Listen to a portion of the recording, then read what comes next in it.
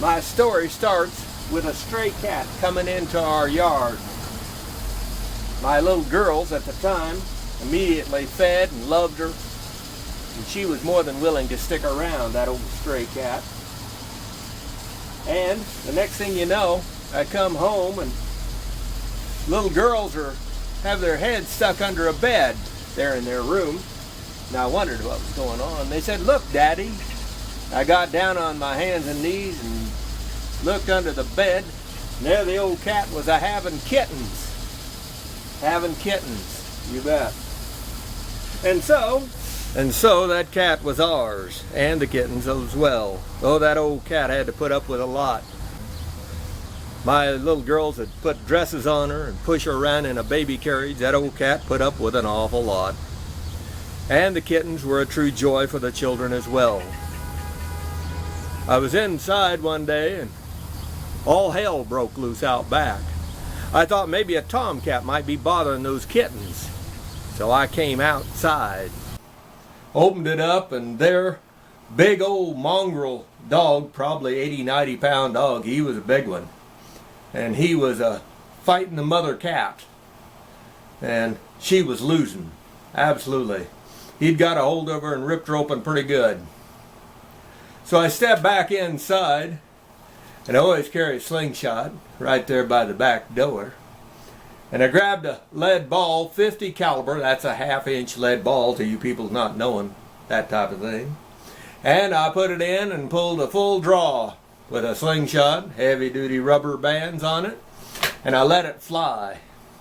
Hit that old dog in the side, and that old dog screamed, "Yipe, yipe, yipe, yipe, yipe," and took off running.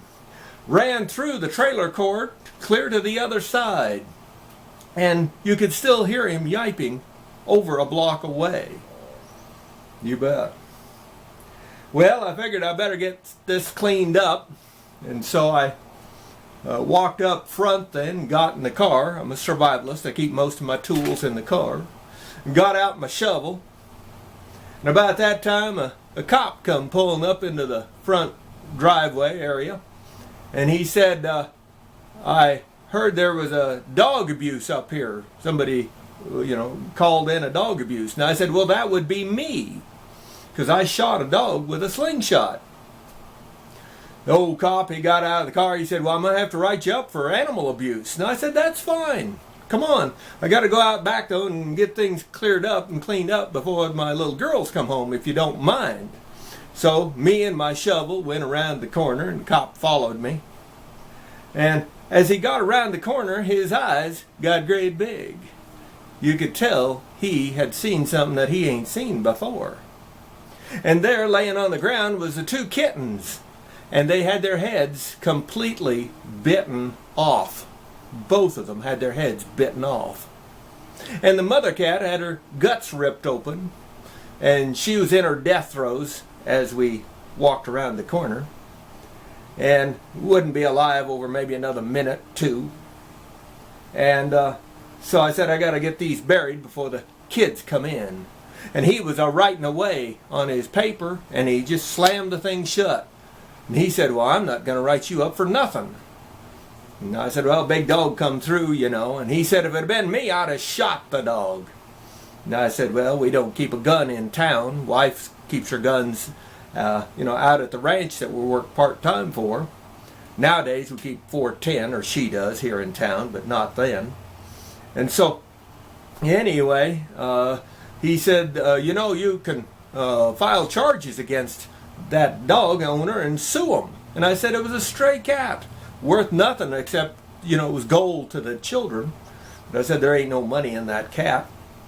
And I said, plus I ain't never sued nobody in my life. Don't think I'll start now, by any means.